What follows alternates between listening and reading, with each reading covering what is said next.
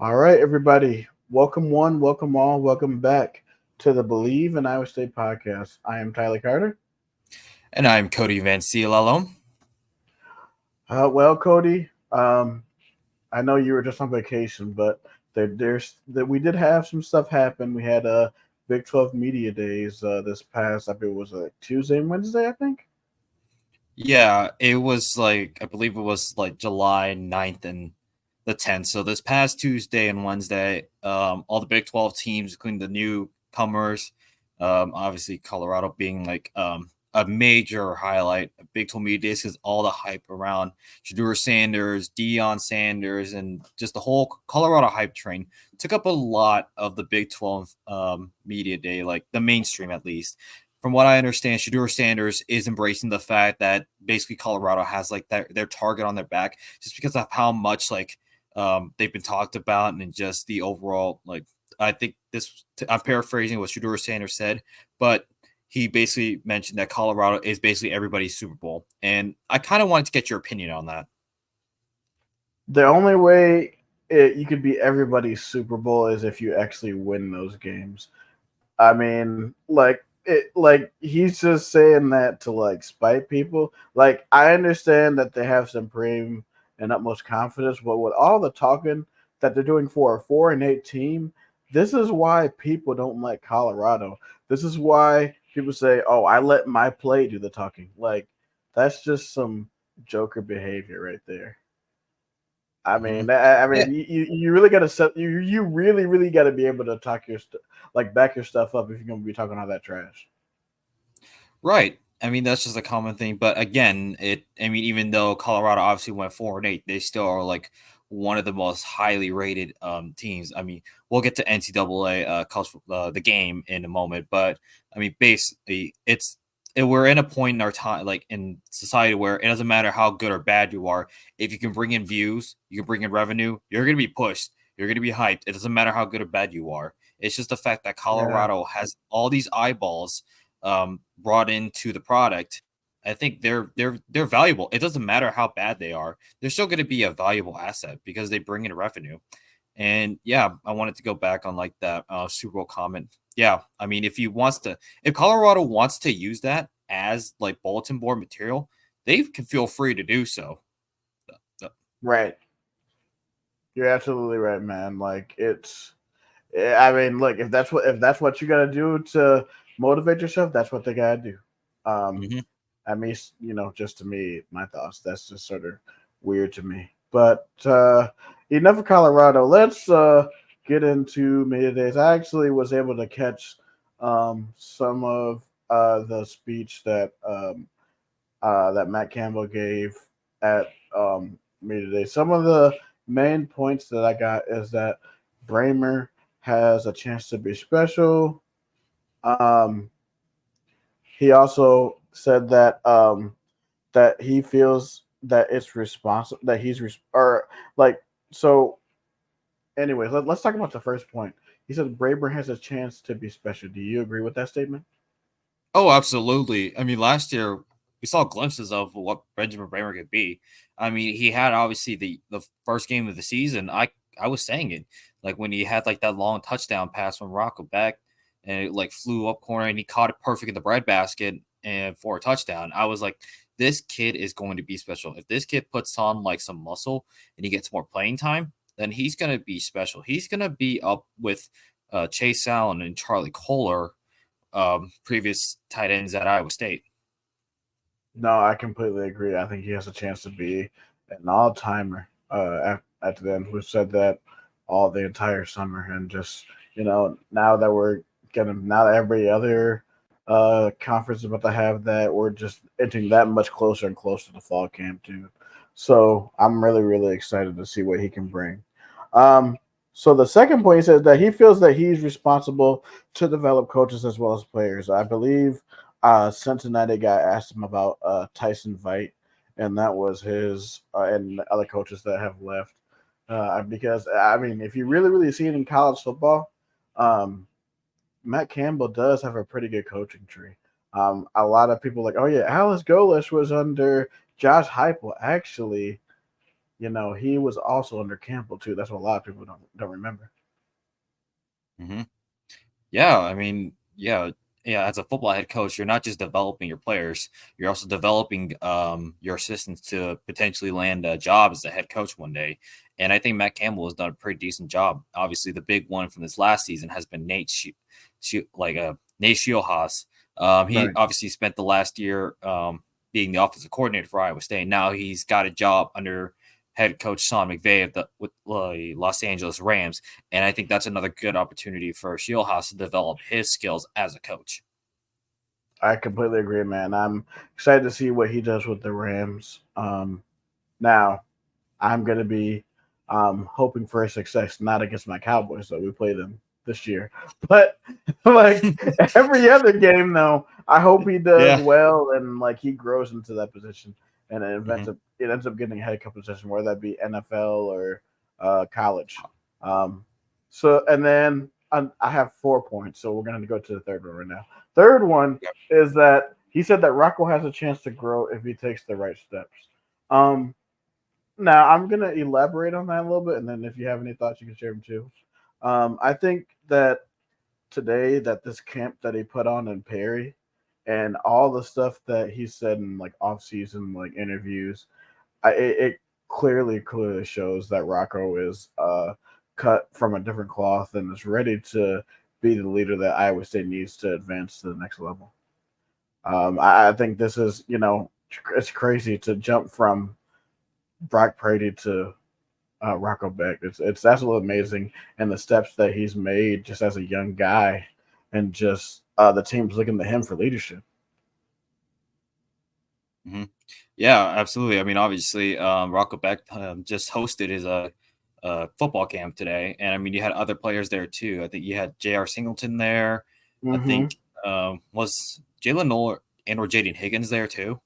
Yeah, I think they were both there. I Bleav Caleb Bacon might have been there too, Mm-hmm. and I think I remember. Yeah, Abu oh, Sama was Jemiah there as Cooper well. too. Yeah, and Abu Oh, Sama was Cooper. there as well. Yeah, yeah, okay, yeah. Yeah, and I mean the team as a whole, like coming back to Rocco, they speak very highly of Rocco Beck. Like the Oh guy's yeah, not only a really good quarterback, but he's a really good like person in general and a really good leader.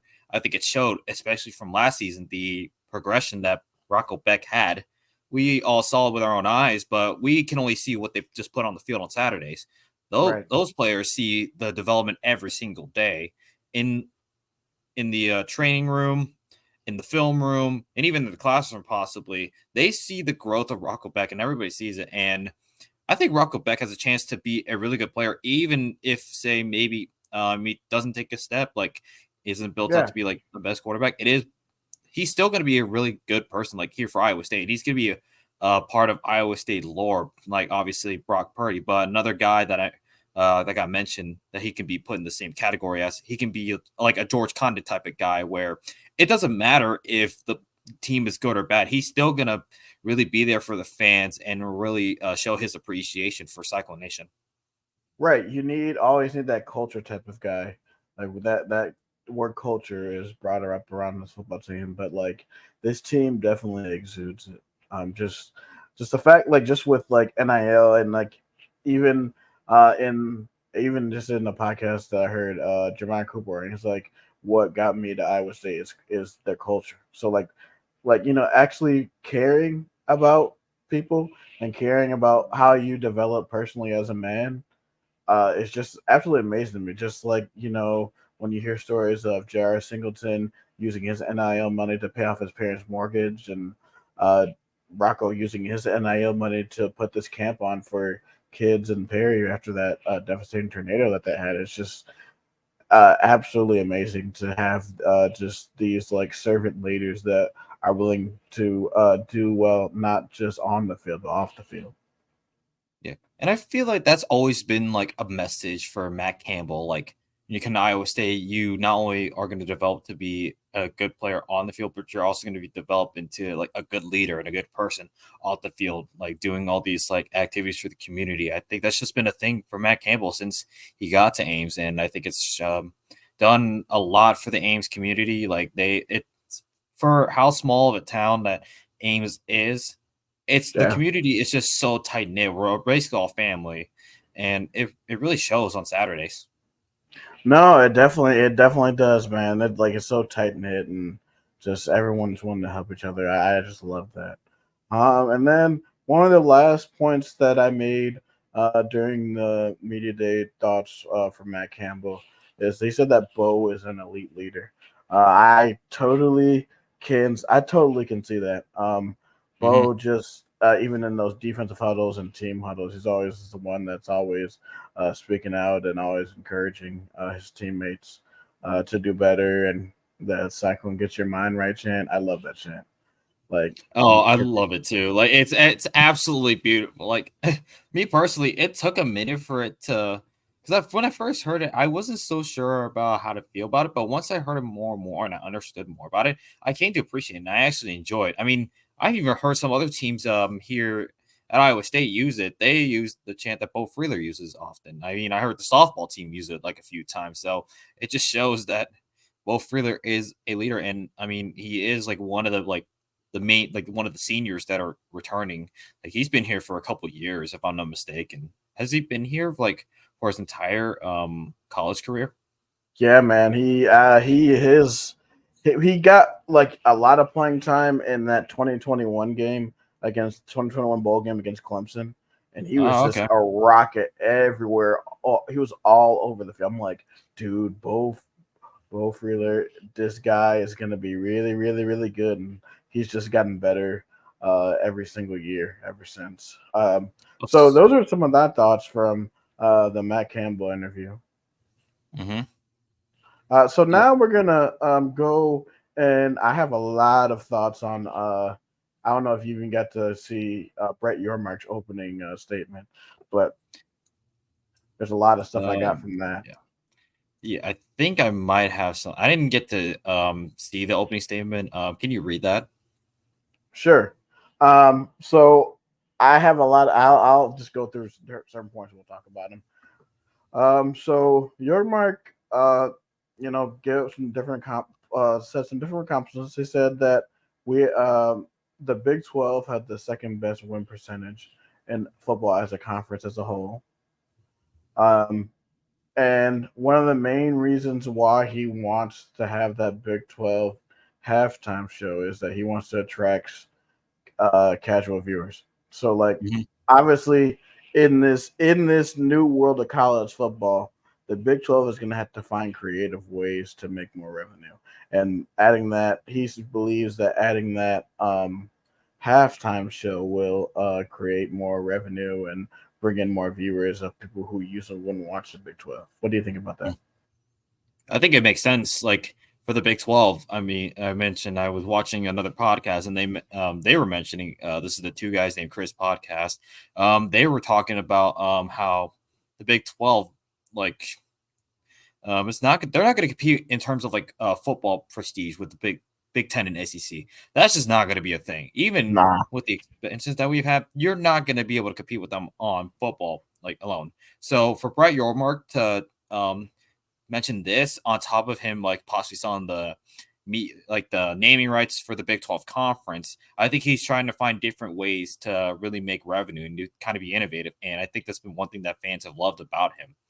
Now we obviously saw the Big 12 halftime show with Nelly last season. I think that was a pretty solid one.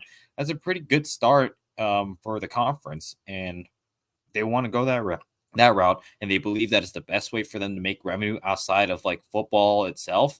Then I say go for it. definitely. Whatever way that keeps us at least within striking distance within the Big Ten and SEC. Um, Hmm. and then he also said for the near future, Kansas City will be the site for Big 12 basketball, and then Dallas and or Arlington will be for football and baseball. So the Globe Life Field and AT&T Stadium are right next to each other.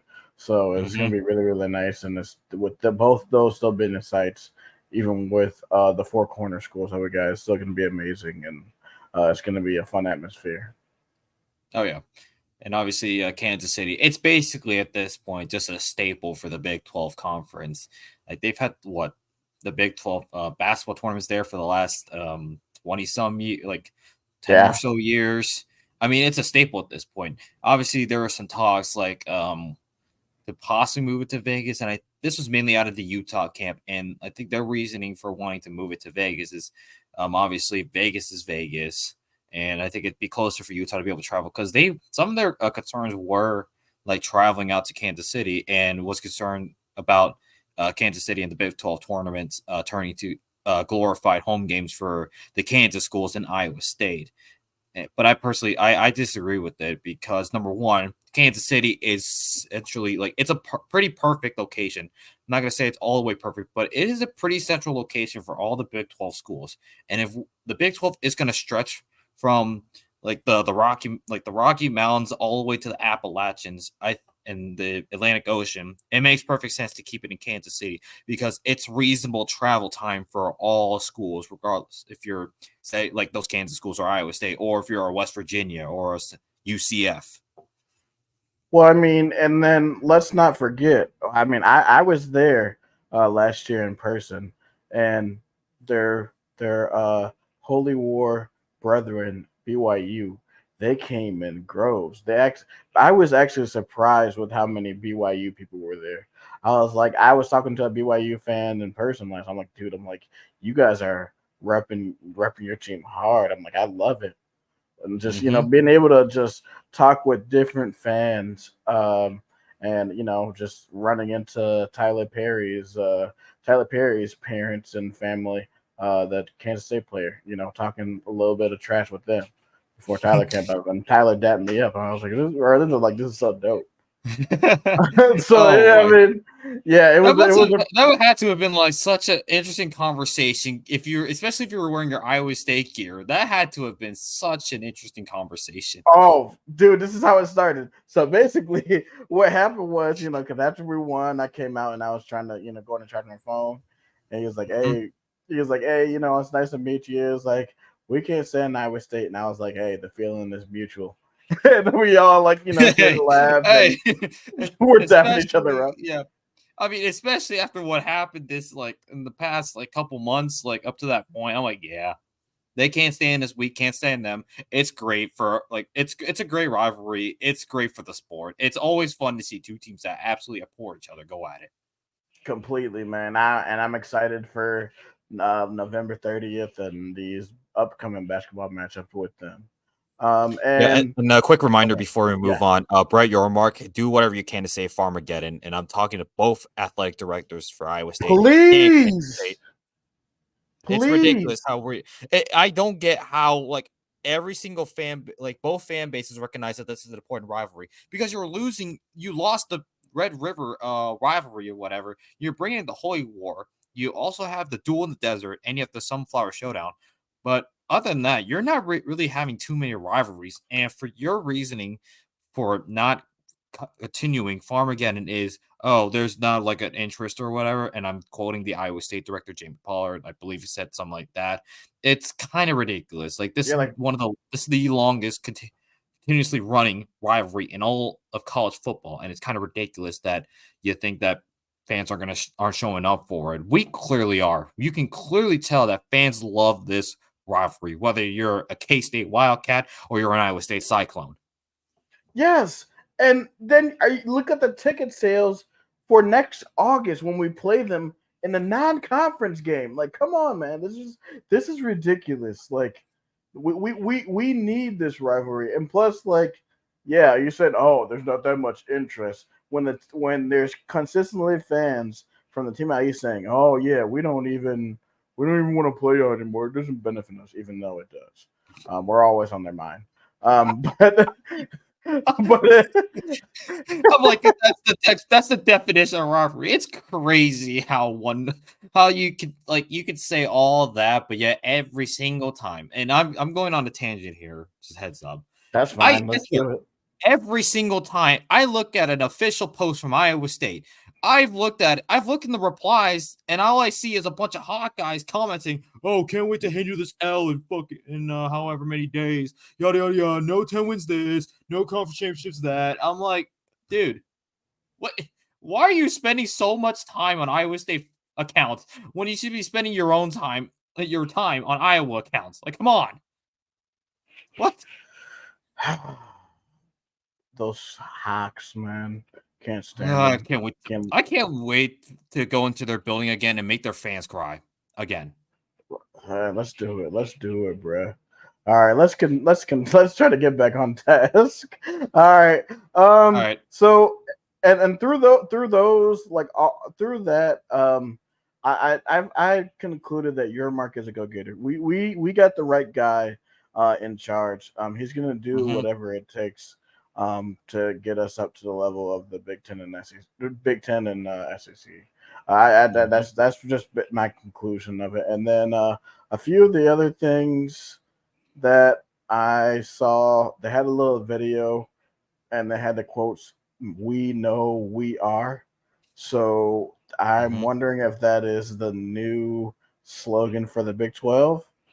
Um, and Hmm. one of the other things that I found interesting is that he said that he looks at the Big 12 as like a small startup company. So that's very very interesting to me. Hmm. But yeah, it's a very interesting way to put it, and I see where he's coming from. Like, he's got that, like, he's kind of got that entrepreneurial mindset, and I see it. Obviously, we mentioned like the ways he wants to like make revenue, but yeah, I mean that guy is like, I mean, let's talk about some recent like realignment real quick. I mean, recently there are Sure. rumors speculating that Florida State and Clemson might be heading like to the Big 12 pending the implosion of the ACC. Now, is that something that I think Brett Yormark would want? I would say yeah. I mean, I could see that at Brett Yormark. I mean, Florida State and Clemson, they're two pretty good fits. I mean, you're going to probably boost your football branding, i.e., Florida State and Clemson, because those are two well-known programs. Clemson obviously has Dabo Sweeney, so imagine you have a conference with Chris Kleiman, Lance Leipold, Matt Campbell, Mike Gundy, Deion Sanders, Kyle Whittingham, and now you add Dabo Sweeney. And Mike Norvell, like Oh, yeah, not to mention Mike Norvell. Yeah. that is elite. That's elite coaching right there. And just like Mhm. the fact both of them have won national championships in the last decade will bring Exactly. that type of prestige into this conference. Man, that would Mhm. be huge. There's just be like a whole bunch of new matchups that you could have, and then I'm just thinking about all the other teams I want. If we had Vodtech, NC State, Louisville, Mm. like think about all those other teams because those teams were probably going to be coming too. And just like thinking about possible mates for West Virginia and Cincinnati. Mhm. Like I believe Louisville and Cincinnati have a rivalry called the Battle for the Keg of Nails. Yeah, I So believe so. Yeah, I think that's the name of it. And you mentioned Virginia Tech. Ooh, man. I mean, obviously Virginia Tech, like maybe they're not the most successful, but they get a lot of eyes because I mean, have you seen their football entrance? They have, in my opinion, one like a top five entrance in college football. You're talking Metallica Enter Sandman. That place is rocking on a Saturday, especially when that song goes and that intro goes. I'm locked in. it's one of the dopest intros I've ever seen. And Hmm. as much as I historically in my life, growing up, as you know, a Florida fan, me just like in Right. Florida State. Florida State, when they're good, that war chant and with Chief Osceola and Renegade Hmm. running onto the field Yep. with that Yeah. flaming spear is absolutely Yeah. just That's college yeah, that's football at one its of the best finest. traditions in college football, and I think, and also when you mentioned Florida, like as your fandom, I think I'm gonna throw you in the bus for a second here. I think Florida doesn't want Florida State in the SEC. I They just don't. sure don't. It's the I same mean, reason why South Carolina doesn't want Clemson there either. Like when both of your in-state rivals will be in the same conference, there's no way that'd be like if like Florida and Miami were all in the same in the SEC. Like, no, you don't want that because that's going to affect recruiting. And and right now, Florida is the only SEC school that's in the state of Florida. So imagine mhm. how much recruiting would take a hit, especially with Yeah, how FSU has been the last couple of years, more successful. yeah, So that would be yeah. I think that would be why, and Yeah, and I mean, I'm thinking of a couple other teams, like you mentioned Miami, that might be a possible add. But I'm just gonna throw a dart like on the dart. I'm throwing a couple darts on the dartboard and see where it goes. I'm thinking like what North. We haven't mentioned North Carolina. We haven't mentioned Duke. We haven't even mentioned Pitt. Now, out of those three, who would be the most likely to join the Big 12? Hmm. I would probably say Pitt. As much as Pitt said, as much as Pitt fans on Twitter say, "Oh yeah, we don't want to join your truck stop conference." No, Pitt is a perfect fit for the Big I mean, 12. yeah, I mean the obvious one. You get the backyard brawl. Yeah, Like you get that's the the big one. backyard brawl. We would love that. Mm-hmm. Another one is NC State, which would also be another great fit. They're sort of like Big 12-ish anyways. Mm-hmm. So like I believe they're also a land grant school too. Um Yeah. I would have to look it up, but yeah, NC State is like a sort of more like a blue collar school because and North Carolina is a really good academic school. Duke is also good academically. Yeah, and I think Um Duke is like a religious school, so I think they might fit. I think they could fit in with like schools like BYU and TCU and Baylor, if like Brett Yormark decides to go that route. that yeah, it's going to be interesting to see this whole year of this season and going into basketball season. It's going to be interesting to see. I know they still have the grant of right. Their grant of rights isn't up until 2036, but we'll see what happens with the whole Yeah, lawsuit. developing stuff with Florida State and Clemson. This is going to be a story throughout college football and into college basketball season. Yeah, and then I did recently I just remembered finally like, another like big brand that like has been in discussions of possibly because I'm thinking like okay, you're kind of like in the Midwest area. Mm-hmm. And I'm just thinking off the top of my head, Notre Dame. Now that's been a name. Notre Dame Ooh. has been a school that has been thrown out a little bit because obviously Notre Dame is still independent. Like they're one of three independent schools left. The other two being UConn and UMass when it comes to college football.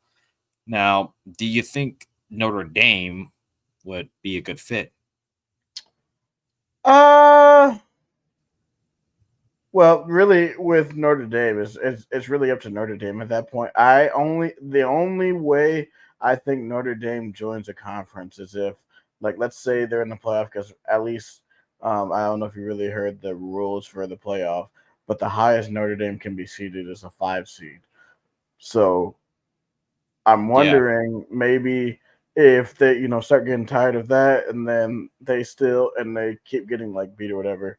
Um, Maybe that will cause them to join a conference. But would they even want to join the Big 12? Because I mean, they're right in Big Ten country, and Notre Dame. Like, there's so many Notre Dame fans, just in the Indiana and Chicagoland area, and they are. I mean, but I will say they do play ACC teams because they do a lot of their teams. Other teams like basketball and I believe baseball and stuff are in the ACC. So I Hmm. wonder if they would still keep that partnership with them. But unless the ACC folds, I could probably see them going to the Big Ten. Uh, I mean, that would be amazing branding for Big 12. I just don't know if they would fit with the Big 12. What are your thoughts? Yeah, I look at this one as and I'm very like, although it could be possible, I'm like thinking, yeah, Notre Dame is probably not like as good of a fit as like some of the other schools we mentioned earlier when it comes to fitting into the Big 12. I just Right. don't think Notre Dame will be, and plus, I think Notre Dame still has that deal with NBC, so I think that might play a factor into why they're still independent because they want they still have that TV deal with NBC. Right. And they're getting all that money for themselves and they don't have to split it with anybody. That's another thing that you have to factor in. Like once we get to like these big giant leagues, you're gonna have to share revenue with everybody. So you're not gonna be even if you feel like you're more valuable, you're not gonna be able to get that type of money by yourself unless you like already have like a huge giant collective. But like um this is always realignment's always a good conversation and it just feels like we're always gonna be in a um a conversation with realignment, man. Just especially just with everybody thinking there's going to be just three mega conferences. Hmm. Like, how do you just feel about this whole mega conference thing in general? Ooh, I'm not sure how I feel. Like it's gonna be wild to think like in my lifetime I've gone from uh like what, six power conferences and I mean football I mean to then have five, then for it to go to four, and now for it to be three. It's gonna be wild. We're starting to look. It's starting, but I think it's starting to look like a TV2, and then you have like the best of like the rest being the Big 12, because obviously the Big 10, the ACC are like the two big dogs. So I just don't know. I don't know how I'm gonna feel about like having three power conferences. Yeah, in my opinion, man, I don't like it at all, man. I really really don't. I think it's just like this is what happens when you have TV executives take control of college football and not like people who actually know the sport. Yeah. Because I know everybody's talking about, oh, what if they go to a Super League? I am telling you right now, college football does not have the pull like the NFL does. Like No, it's not this it is will not never. going to be the NFL. Like you need bad teams in your conference to balance it out because someone is going to have to be bad. Yeah, it doesn't matter. And all these people talking about like it doesn't matter. Like if there's always going to be a winner and a loser. Like that's the basis of all of this. Like, it doesn't matter. Even if you're like the SEC, like Vanderbilt's basically the punching bag down there, and then in the Big Ten, Rutgers, I guess Indiana are the Maryland, punching bags down there. yeah. Northwestern. I mean, even though Northwestern had a solid season, but you're always going to have these punching bags. But it's because it's the bottom. It's the green. People see green, and they're going to take it no matter what, even if they have to sell some of their pride. They're going to get that bag, I mean, and you it's just gotta you what it gotta is. get that bag, man. That's how you gonna survive is getting that bag. Like, Yeah, I mean, I don't like it, but I mean, what I think is gonna happen is that we get to that, and then I think it ends up resetting itself and regionalizing itself again. Um, yeah. I think we might be in for like just a cycle. Because I mean, yeah, even though you're gonna suffer through a few years of like these super teams, but then you're gonna have one like then you're gonna have the top of the top break off again, and we're gonna be repeating the same thing over and over again. right, right, and because I already see is that the top teams in the conferences are gonna want the crappy teams out. You're like, nope, Northwestern and Rutgers, you need to go. Vanderbilt, Mississippi State, you need to go. That's what I think is going to happen is that all the crappy teams is going to end up getting left out, and then all the other like top big brands are just going to form their own thing, which is going to be devastating for everybody else. But I mean, as long as once we get to the 14 team, because we're only going to have the 12 team playoff for 2 years, and then we're going to go straight to Mm-hmm. 14 in 2026. Mm-hmm. Um, as long as that's still there, like, and everybody still has a chance, that's what I'm afraid of. Is everybody else breaking off into that? I don't want that to happen for everybody Yeah. else, because then it's just I was like, no, I don't want to watch another version of the NFL. I already have my team that I cheer for. I don't want to watch another mini version of it, bro. Like, For sure. so dumb. Um, now, am I gonna watch the hell out of it? Of course I am, because I'm a college football sicko. But let's get into this football game, bro. Let me just Yes. do a beginning statement, man. Like, Finally. Cody, man, I was about 12 years old, man, when I first started playing this game. My first copy of NCAA was NCAA 2005, and I Ooh. played. Yeah, man, I actually I played with my squad. I played with Florida in every game, and all the way up to NCAA 14, so like my early Mm-hmm. 20s. And then when Right. I found when that O'Bannon versus NCAA case came, I was so sick that the NCAA game was gone. I'm like, man, this freaking sucks, dude. Yeah, Like, yeah. 'Cause I think I was around. I would have had to have been like 10 or 11 when NCAA 14 came out. Now I got into the games later. I think I was like 09 or 10 was like kind of hmm like my first taste into college football games. yeah, dude. I mean, and it probably one of my favorites was NCAA 06. I watched. Mm. Me and my dad played that all the time. He used to always play with USC. I always played with Texas, and there's Wow, one. Yeah, wow has life changed in I about how many know, years is that? That's crazy. man. That was shoot. Was it 2024? That was 18 years ago, bro. Yeah, man. I That was is wow. 18 years has done something to you, man. bro. Like, look, you gotta think about the demographic who's going to play this game. They're going to be a lot of 30 somethings and 40 somethings playing this game, bro. Like, this game is going to be able to like reunite friendships. Like, I'm actually a part of a online dynasty Mm-hmm. with some friends of mine, so I'm Yeah, probably going to be pick up a system once week. I just got a new TV today, and yeah. I'm I so mean, pumped. This release for this game has just been so anticipated mm-hmm. after we're like, don't play with my emotions. Is it really coming back? Yes. Yes, exactly, dude. When the announcement came out that this is actually happening, I'm like, yes, finally, yes, I get to fulfill my destiny. As Right. soon as it came out, I had to make the joke. I'm like, oh my, well, this is how I'm gonna do my off-season prep now. Basically. Yeah, because I already know that every clone fan is gonna have us in the playoff somehow. And Beautiful.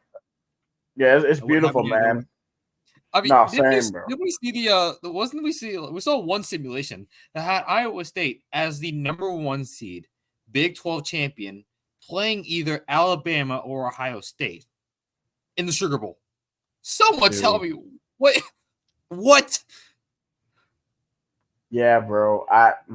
Look, look. If that happens, bro, I'm gonna find a way to get to New Orleans if that Yes. happens. Hey, wait, if it's winter if it's winter break, call me in, dude. I'm coming down. Dog, I'm joining you down in New Orleans. I always wanted to bro, check out some of that. we gonna find a Dude, way. Yeah, I mean, what are we talking? We talking Cajun food? Talking about Bourbon Cajun Street, food, dude. Bourbon Street, Oh, beignets, those boils are gonna hit so different. Those seafood boils and those po' boys and the jambalaya. the Oh, gumbo. mm, Boy, gumbo. quit playing, man. But dude, but I'm honestly so excited to play this game because I mean, yeah, obviously, like I mentioned, like people already know who I am, so it's just kind of be like, okay, yeah, let me just double down on this, and yeah, I'm gonna lead Iowa State into a dynasty. We're gonna win. We're winning Big 12 championships. We're in national championships. We're we're doing it all, baby. You damn right we are. We going I would recommend people to just actually try and play the game first. And maybe do like a play now game instead of and then also maybe just do your own dynasty on the side and before jumping into a but hey, what do I know? I might I'm just gonna jump in. I already talked my Hey, stuff. I said I was gonna dominate. hey, exactly. All right, Coach Carter. It's gonna Yeah. be I you gotta do it you gotta do it exactly like the movie. You gotta go exactly like the movie, Coach Carter. I'm telling you right now, it has to be that way. Oh, you know I am. I made a promo video and stuff, so it's coming out. So look out for that. Oh, I'm excited. Um, I'm gonna be live streaming games, so bro, it's gonna be amazing. So just look out for it on my personal page. That's gonna All right. be a great thing. Do you have Mm-hmm. anything else to add before we head out, Cody? Yeah, I mean, we just mentioned the dynasty mode, but I want to talk about the actual, like, kind of want to talk about the aesthetics itself. I saw, like, I was watching these early gameplays, and I mean, I'm obviously watching Iowa State content, but they did a really good job of being very accurate with Jack Trice Stadium. I mean, you had the hillside. I kind of wish you had the fans sitting on the hill, and then you had about everything, but you were missing the band. You're missing the hillside seats. But whatever, you saw. I think you saw some like the performance center, like that overviews the the northwest corner of Jack Trice Stadium out where the team is, and from the look of it, it looks really nice. Like I was watching some gameplay and it was really cool. I mean, obviously, I had to watch the clip of Abu Sama running a long touchdown against Kansas State. There was no snow though, so it kind of was disappointing. But hey, I'll take an Abu Sama touchdown over Kansas State any day of the week. A tradition like any other Abu Sama touchdowns against K-State. A tradition like any other that probably pisses off a few fans. Yeah, it's all right. It's all right. We'll keep the vitriol. No, one thing I do want to add is I heard another thing that they added is a lot of the players in between when NCAA 15 and NCAA 22, you'll be able to get those cards on NCAA Ultimate Team.